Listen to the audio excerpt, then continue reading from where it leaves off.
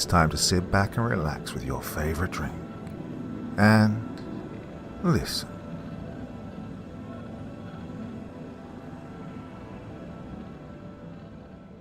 Louisiana. It has unfairly been described as a fresh air mental asylum, but that might not be too far from the truth if tonight's story is anything to go by. The first of 2 videos tonight in Double Dose Wednesday. So here we go with the monsters from the Louisiana Bayou. I was ever so excited. Mum had finally agreed to letting my older sister Judy and I stay the summer at my grandfather's house in Plaquemine Parish, Louisiana. Mum was a native of London and had met my father when she'd visited New Orleans one Mardi Gras. They'd fallen madly in love and were married 6 months later.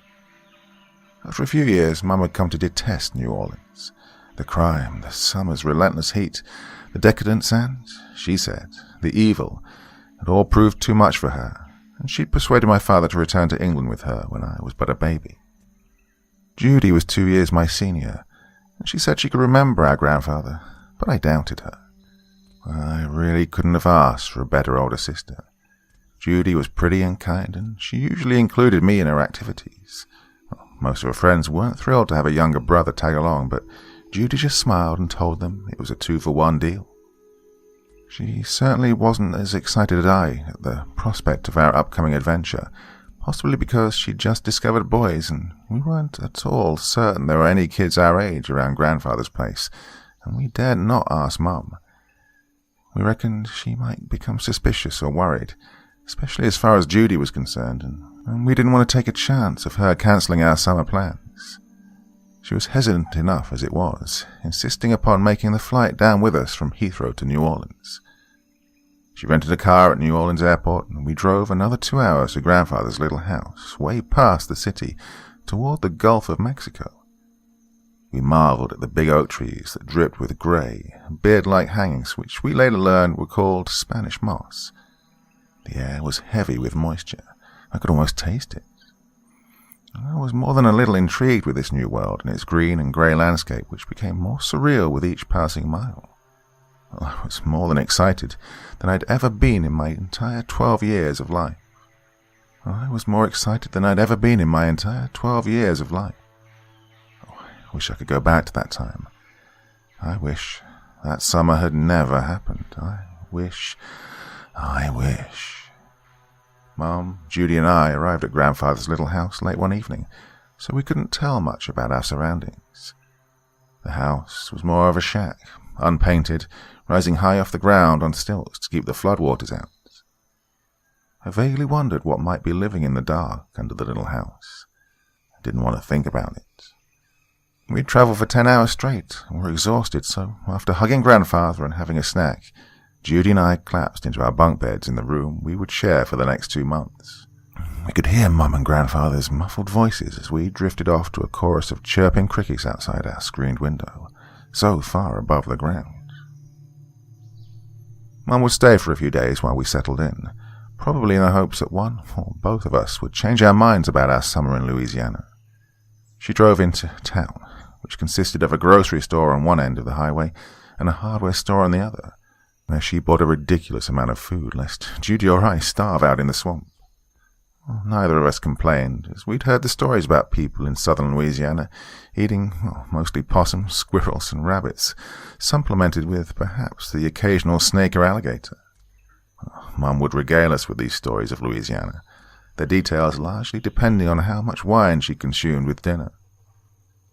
Our father, when he was alive, could put on his Cajun accent and say, "Well, yeah, damn some good eating," and pretend he'd never had a pizza or a hamburger until he'd left Bayou Boudreaux to go to college. Now, as we drove down the road to Plaquemine Parish, through the swampy pasture land toward Grandpa's, as Grandfather had asked we call him, we weren't so sure that Mum and Dad had exaggerated in their drunken descriptions of his childhood fare. I would have bet anything that there were at least a dozen snakes in the ditches along the side of the road, and probably an alligator or two lurking in the palmetto plants just beyond. I began to have misgivings, but I was a 12-year-old boy, and I wasn't about to chicken out. I'd never admit to being frightened of anything, at least not then. A few days later, Mum headed back to London, holding back her tears and turning quickly to enter the little rental car. Judy and I waved goodbye from the front porch, promising to call home every day before noon so she could sleep well that night. We laughed at Mum's demand, but we both promised. Grandpa waved a huge, gnarled hand toward the departing car and herded us into the kitchen, where he sat us at the blue Formica table and poured us each a giant cup of coffee milk. He sat down opposite us with his big cup of coffee and chicory and began to lay down the rules of the house. "Now, Chair, these ain't really rules. They're just things to make it easy for us to all get along right. I've been on my own since your grandma died, so I'm set in my ways, you know," Grandpa said in his matter-of-fact way. Grandpa had what Mum called a Cajun accent, and he was said to be one of the last true Cajuns down in southeast Louisiana. He could speak that Cajun language and even play zydeco music on his hand accordion. He was a soft-spoken giant of a man, but when he got that look in his eye, we knew he meant business. "Now, Cher, I'm the cook around here. I'll tell you now, I'm a good un, yes I am. I'll be making you some good breakfast and some better supper, but around noontime, you better grab yourself some bread and make yourself something, 'cause I'll likely be sleeping over there in my bedroom to keep that arthritis from getting to my joints too bad. And," he added as an afterthought, "you're responsible for those dishes too, 'cause that arthritis be killing my joints by nighttime. We got a deal?" "Oh yes, Grandpa, we got a deal," Judy and I both said together. "Now, there'll be one more thing, children. It's the most important thing, and that's why I saved it for last." Grandpa had that no fooling around look in his eyes. He lowered his voice, and we leaned in. "Now, you need to be telling me exactly where you're going when you leave this house, you hear? And you need to tell me the truth. I don't want to hear neither you children going past the line of the highway, 'cause the swamp is right on the other side. There's things in that swamp." His voice trailed off as he realized he was probably scaring the bejesus out of us. Well, we thought the lecture was over, but he gave us that look and continued. "And there's things in that swamp you ain't never seen and you don't want to see. You understand your Grandpa?" "You mean snakes and alligators, Grandpa?"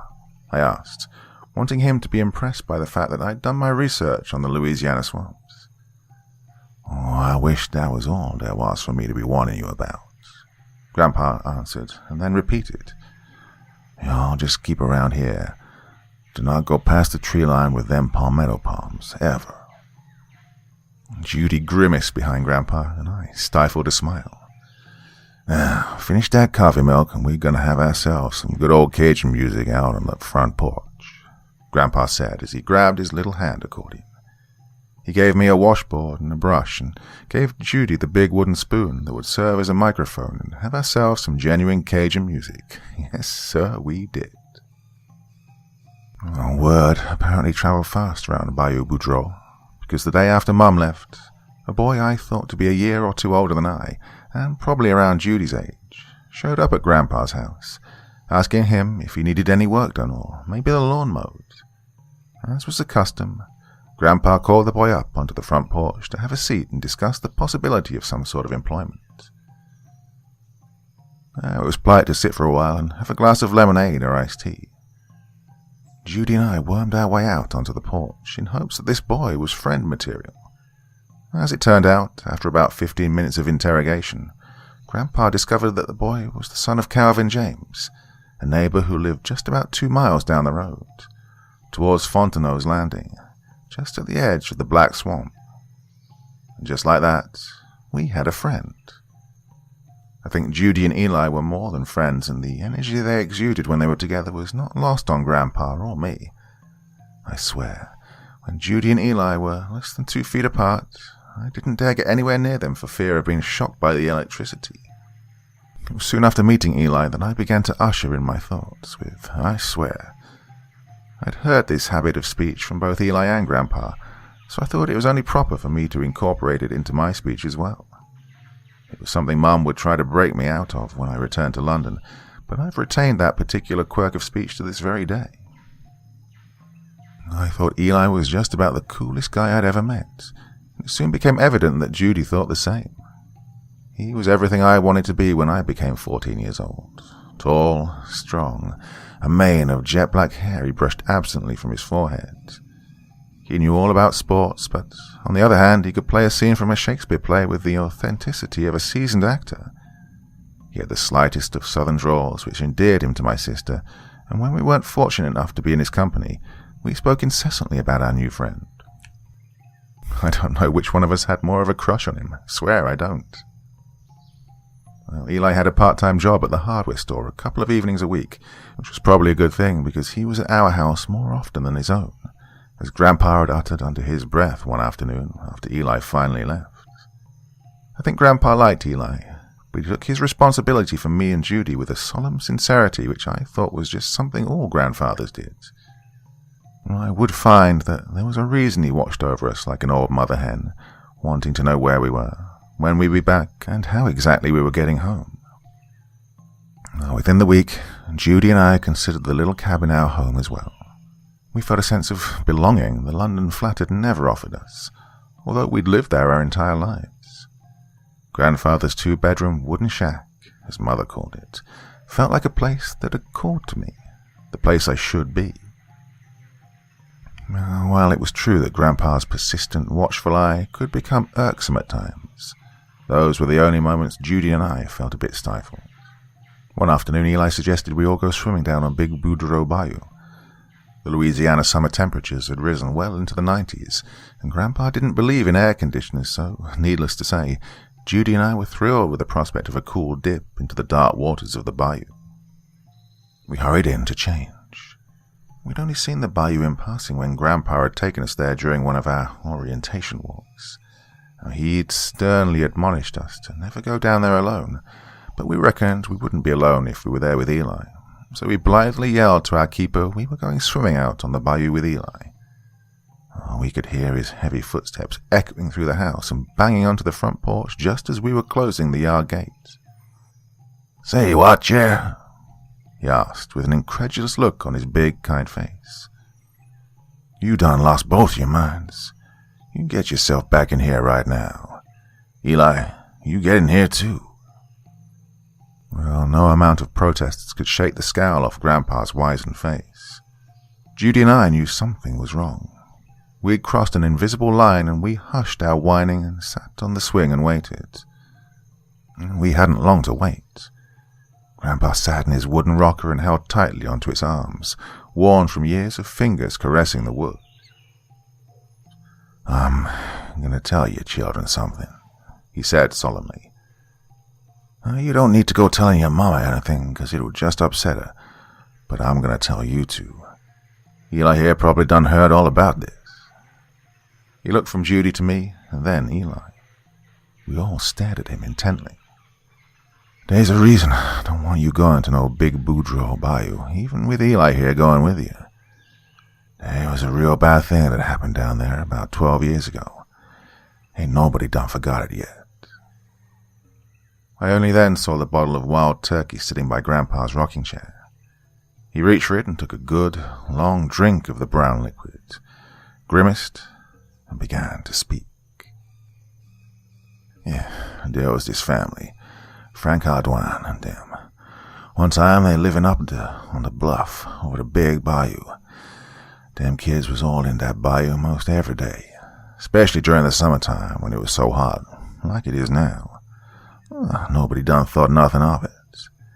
Their daddy was always with them, and one day their daddy's brother done come up from Baton Rouge and brought his kids with him, so they's all down at that bayou swimming and diving and floating on them inner tubes.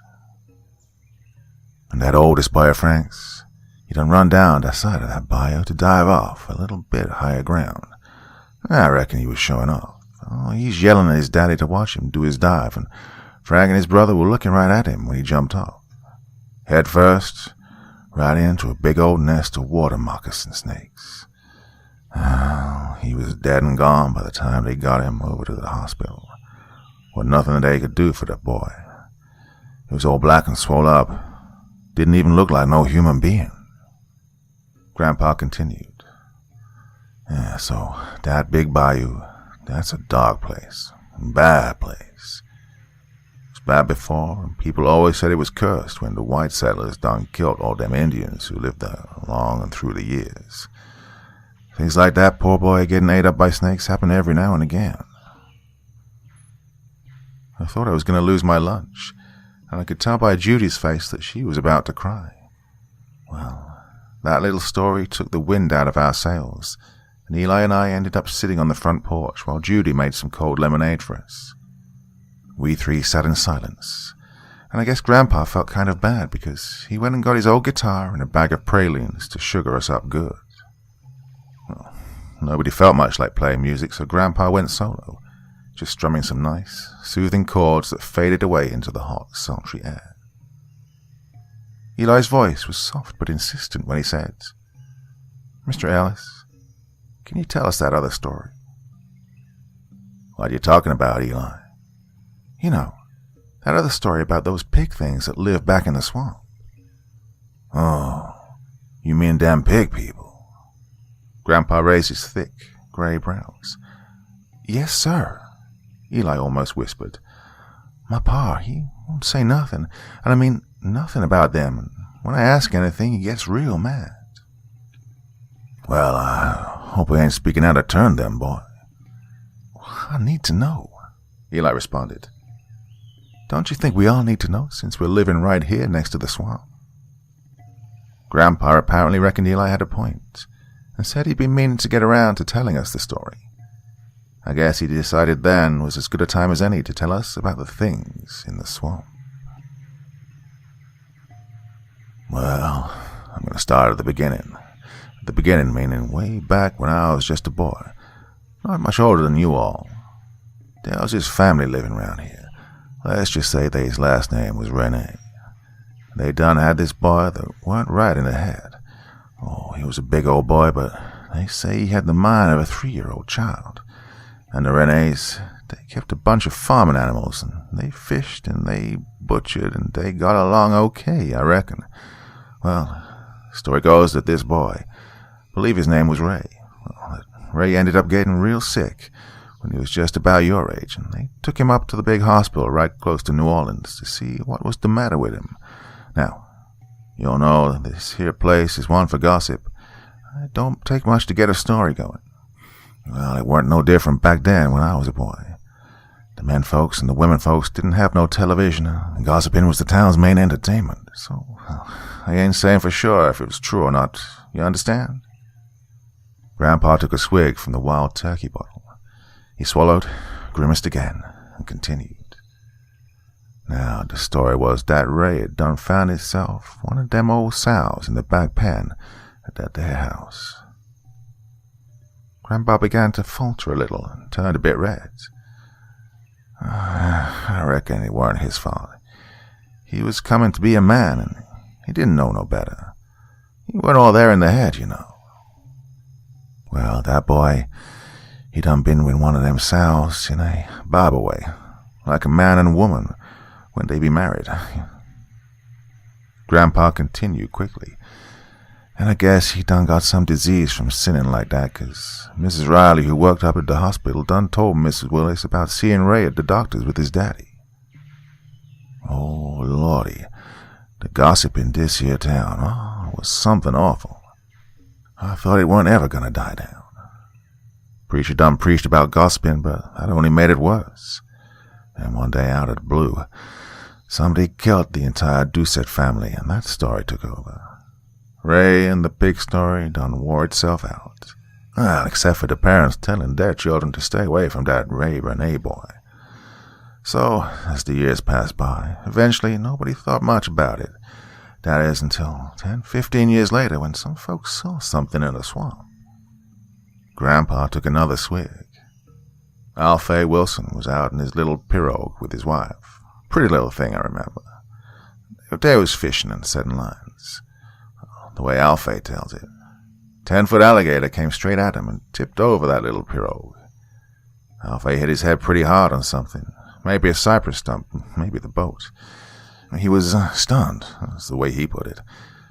Then he sees something that looked like another pirogue, but it wasn't nothing he'd ever seen before. Then he saw this man-thing in the funny-looking boat. That man-thing done grabbed Allie and pulled her in, her legs dangling over the side. The sheriff was not sympathetic. A man takes his wife out to the swamp and only he returns. That was downright fishy to him. The whole damn story was fishy, but it was so crazy it might just be the truth. It was just one man in the other boat, the one that took Allie. The sheriff asked for the 5th time. And they had that boy up in an old blanket, give him some coffee, and just start asking questions. He was most likely in shock, but ain't nobody back then know what shock was, Grandpa said. It weren't no man, Alfay answered low and deliberately. It weren't no man. Oh, what the hell was it? The sheriff showed no mercy for his primary murder suspect. There was a big pig in that boat. It was a damn pig, but he stood up on his back legs and used his front legs or arms, or whatever the hell they were, to grab Allie. He made this sound, and it sounded like a man trying to sound like a pig squealing. Oh, he had a face that was kind of like a man, but he had pig ears and a pig snout, and he squealed, and Allie was screaming, and I couldn't get to her.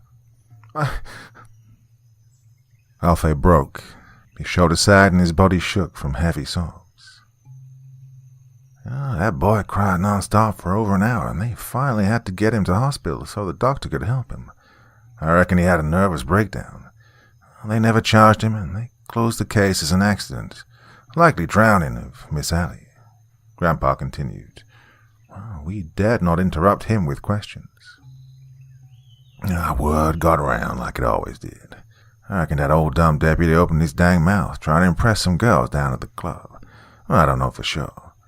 But 10 or 12 of them dumbass boys decided they'd go hunting this pig man and maybe put him in a sideshow and make a bunch of money.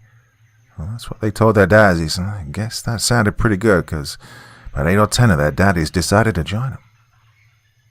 I remember they had a dang navy of about 8 boats, all sizes, leaving the land and heading straight into the Black Swamp. Yeah, out they go. Dumbasses, Grandpa snorted. Around dark, they all come stumbling back in, full of stories, more likely full of whiskey and beer. They say they saw 2 of them, all covered with mud and straw, and so the story and the legend started right off then and there. The pig people of the Black Swamp. Alfay got himself almost famous. They even took him over there to New Orleans to interview him on one of them local TV shows. Every time he made a description of that thing he saw, it got more and more crazy. By the time he was done and the story had died down, damn thing that got hold of Allie stood more than 9 feet tall, all covered in black mud with red eyes and a big old pig snout instead of a nose. It was like Alfay done forgot about his little wife, Miss Allie. Then, one day, the host of the show done lowered her voice and asked Alfay, real serious-like, if he thought his wife was dead. And Alfay said, real sad-like, I just hope she drowned. All right, that's enough for today. You children's gonna have bad dreams. I'll tell you the rest another time. It's almost dark and Eli needs to be getting himself home. Grandpa didn't have to tell Eli twice. He looked at Judy and said he'd see us tomorrow, and he hightailed it down the road to his house. Grandpa said he didn't feel like cooking nothing, so we had some grits for dinner, and nobody said a word. Grandpa went to his room, leaving us to clean up. Do you think that's true, what Grandpa told us? I asked Judy. I don't know, she said, and I'm not looking to find out. Well, the next day Eli came by and we could talk of nothing but the pig people. After a supper of fried chicken, buttery mashed potatoes, and lima beans, we begged Grandpa to tell us the rest of the story. As Eli said, we needed to know, didn't we? Well, where was I? Grandpa asked. You were at the part where Alfay became famous, but his wife was never heard from again, and the last he saw her was the pig man grabbing her and throwing her in the boat. Eli answered quickly. Oh, yeah. Well, there's been stories for years now, but the fact is, There have been more than a few of what they call unexplained disappearances around here. Probably more than our share. But I thought that was a serial killer, like the one they found in Baton Rouge, Eli gently interrupted. Well, Eli, the thing is, that's exactly what they want you to think. They kept it real quiet. Guess they don't want to panic folks. Just a picture in the paper one day and that'd be it. Maybe a search party for a day or two, but that black swamp, well, she's so big ain't gonna find nobody if they don't want to be found, or even if they do. We just don't know, do we? Grandpa glanced involuntarily at Judy and then said, it's mostly women that disappeared, you know. Story is that the pig men need women so they can carry on their kinds. One woman only bears one child a year, so they need breeding women, and I guess they got their cravings just like most men. So that's why you see, to this day, women always be walking in twos. Not one woman will walk down this road alone, not even in daylight. No, sirree. Oh, that's just stupid, I said, more from absolute fear than indignation. Well, you'd think so, Grandpa agreed, till little Ivy Richer come walking out of the swamp one day, after she was gone for more than a year. She wasn't but about 14, 15 years old, but the doctor said she'd done experienced childbirth. Well, what did she say? I demanded, rather rudely. That's the thing, Sheriff. She ain't never said a word. Her mind's done gone. They had to put her in that place in New Orleans for the crazy people, and to this day, she ain't never said a word. Well, she's probably just got lost and managed to live out there in the woods, and that's all, I said. Yeah, that's a possibility, Grandpa agreed. And him agreeing didn't make me feel any better. I was beginning to wonder what the hell I'd gotten myself into coming to Louisiana. I was beginning to really miss London. So, that's it, I said nonchalantly. That's the story? You sure you want to hear the rest, Sheriff? Grandpa asked, seriously. Yeah, of course, I said boldly. Well, we around here close to the swamp, and damn fishermen and gator catchers brave enough to venture out there now began to smell something that weren't right. At first we thought it was each other barbecuing, and then we started asking around, and ain't none of us been barbecuing here in the wintertime. And the other thing we noticed, well, it was all at the store a few years ago, not long after that college student from New Orleans, Tulane, I believe he was from, done went missing. But the swamp is a damn big place, and ain't too many of these here men happy to wander too far out there these days. So, Sheriff called the search off, and we's all in the store drinking some coffee from the machine and speculating about what might have happened to that boy. Most agreed that the gators got him, but then, almost at the same time, we started sniffing something. Andrew was the first to ask, who the hell's barbecuing in this weather? Well, it's so cold. We just looked at each other. Must have been 8 or 9 of us there. And, you know, sometimes when you just don't need to say a word, when you're pretty damn sure the other person know exactly what you're thinking. Well, we knew we was the only ones who lived down Sutter Road, and Sutter Road's the only road that goes to the boat landing in the swamp. So we go outside to get a better whiff, and we sure did. Smelled like a big old barbecue going on down towards our house here, or maybe Eli's place. It wasn't us, and we couldn't figure out who would be barbecuing in the swamps in the middle of the winter. Then it hit us all about the same time. That boy was somebody's dinner tonight. Well, I know that's what I thought. I'd bet on it that it's what they all thought, but nobody ever said a word. Holy shit, I said. Holy shit. Grandpa gave me a look, but didn't reprimand me. And if the damn water moccasins don't get us, the pig people will. I was serious. I was never leaving the front porch again. But what was to keep one of those snakes from coming in the screen door that didn't quite close? Or what was keeping those pig people from creeping up one night to our house and looking in the window? Holy shit. Judy and I whispered back and forth from our bunk beds that night, more to hear each other's voices than to really carry on a conversation. The night was black, but the sky retaliated with the silver light of 1,000,000 stars and a full moon, its beams shining into crevices of the forest and into the nooks and corners of our bedroom. Silhouettes of pigs and monster faces played upon the wall. Judy tried to scare me when she said, "Quiet, listen, do you hear that squealing?" I think she ended up terrifying herself as much as she did me. Well, it was a long night with only fitful bouts of sleep. I was rather glad of summer nearing its end. It had been a splendid adventure until the stories about the pigmen were shared, and suddenly I didn't feel so brave about the great unknown. I wanted it to stay unknown. I longed for my familiar room and bed and posters of Man U on the wall, and I missed my mum.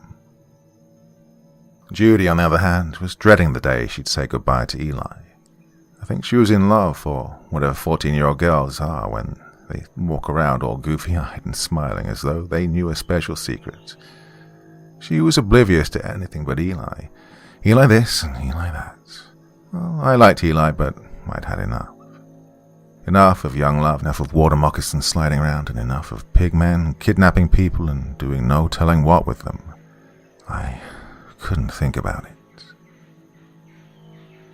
Not a day later, Grandpa made a point of telling us to be sure that we put the lid on the garbage cans real tight, because some animals had been making the rounds and going through people's garbage, making a real mess. Well, he said it nonchalantly, but I thought I saw something like worry in his furrowed brow. I lay awake most nights now, thankful we were up at least 8 feet off the ground due to the heavy stilts that raised the house and formed its structure. I could look out at the night and feel safe, above it all, snug in my bed. And then I saw it. It emerged from the palmetto grove, walking like a man, but with a face that still haunts me. The first thing I noticed was a snout. A pig snout, and what I think was a mouth below it. The mouth was a single large slit. Huge pink ears flapped on each side of its head, and the eyes were black and beady.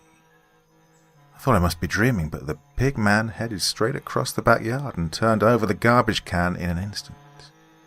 He rummaged around and grabbed a few things. Food, I guess. Then he looked up at me and smiled. He turned and loped across the yard with great speed, and suddenly, as quickly as he'd appeared, he was gone. The knife-sharp palmetto fronds waved in his wake. I couldn't move. I couldn't scream. No one would believe me. If I woke Grandpa and told him, he might think I lost my mind and keep me inside where he could watch me until Mum would come for me. I decided I would tell no one. But now, I tell you. I know you won't think me insane. The summer rains had come, and the air was so heavy that, inevitably, around 1 or 2 in the afternoon, the rains would come. It was a warm rain and didn't really cool the air. It only made you feel sticky. I hadn't been feeling well. I wanted to go home. Mum was set to come and collect us next week. It was only 2 nights later when I saw the creature again. He stood beside my bunk bed and looked at me with curiosity. But soon he turned to his real interest. Judy lay on the bottom bed, clad only in a pink and white cotton gown. Her strawberry blonde hair was spread across the pillow and her eyes were closed. One huge arm encircled her waist and pulled her to him. He grunted, buried his snout into her hair and sniffed. I couldn't move.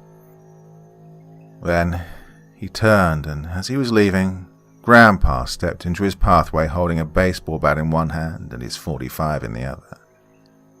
The pig man pushed Grandpa away as if he were a pesky mosquito, grabbing the .45 in the process. Judy screamed, looking at me, begging me to save her. I jumped from my bunk and screamed at the thing to stop, to drop her, that she was my sister.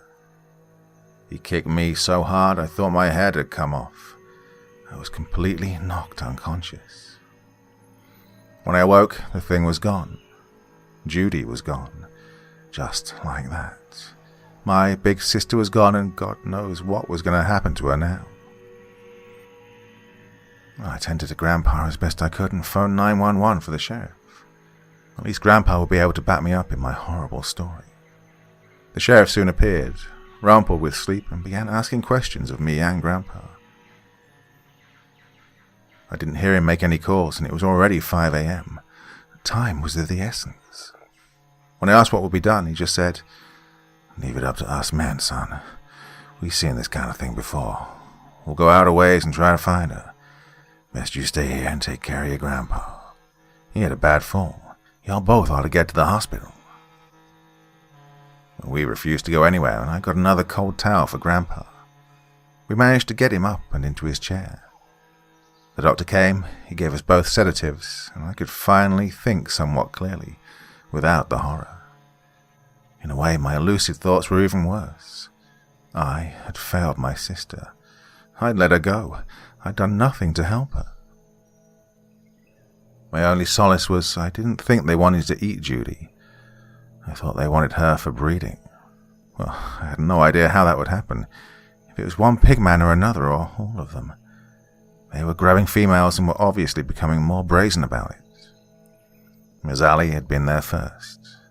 She became pregnant and bore the first child for the pigman. She cared for the infant, as would any mother, with love and tenderness. The good and kind woman that she was, she tried to teach the child and its father some words so they could communicate, and she showed her mate how to cook with fire and garner pieces of wood that they could carve into pots and bowls. She wove hats and shoes for them. She made them a home. The day Allie had been captured, she'd been terrified. She slowly realized that this pigman meant her no harm, and realized that the poor, disfigured creature must have been the product of the Ray incident so many years ago. She had no idea how this could have happened, but the undeniable result stood above her now, his hoof-like hands on her shoulders. She had nodded toward a corner in the straw and root cave they would share. Then he was gone. She lay sobbing in the cool den. The creature returned, having garnered the softest leaves and pine straw he could find. She fell into the straw, terrified. He lay on the other end of the burrow, and soon she could hear his snoring. She slept. Now Judy was merely one of the missing women. Missing, I would say that incredulously. She was kidnapped, she was taken, she was stolen from our bed. No one listened to me. The news only said a 14-year-old girl from Boudreaux's Bayou had gone missing, now for 3 days. I'd almost gone crazy. Perhaps I did. I cried and begged for a boat so I could go look for her. No one would lend me their boat, let alone go with me to look for my sister. Eli had the same problem. It was as though everyone just wanted to forget about it. These damn English people coming down here and causing trouble. That's what I overheard one day at the grocery store. Well, I was speechless. One just wanted to forget about it. These damn English people coming down here and causing trouble. That's what I overheard one day at the grocery store. Well, I was speechless. "Well, at least I ain't smelled nothing cooking," one of them said, not knowing I was standing behind him. Grandfather called Mum and closed his eyes tight while she screamed and cried into the phone. She was taking the next flight. I hope she was able to drive. She arrived, and I guess the hysteria had subsided into anxiety and fear. She simply wanted her little girl. The so-called search continued for a week. The sheriff said that's all the department had money for. Mum went out in one of the sheriff's boats a few times. Well, I cried and begged to go, and to the sheriff's dismay, I was allowed to join the search party on the last day. We saw nothing but snakes and alligators, a few wild boar, and bevies of snow-white egrets. Had the swamp not held such terror for me, such foreboding, I think I would have found it beautiful in a mysterious, grey sort of way. And I knew, I could feel it. Judy was out there somewhere, and no one would ever find her. Mum and I finally returned to London. She left Judy's clothes hanging in the closet of our little room. She put fresh sheets on the bottom bunk and placed her diary under the pillow. Mum gave Eli one of Judy's favourite necklaces and put the other one around her own neck. She never took it off. Every night, I think that I should have done something. I should have jumped on the back of that pig thing and bitten his ear off. I should have screamed. I should have fought for my sister. Grandfather died later that fall. I think he died from stress and a broken heart. Mum refuses to sell the land or the house. She says it should be exactly as it was that summer, just in case Judy should ever find her way home.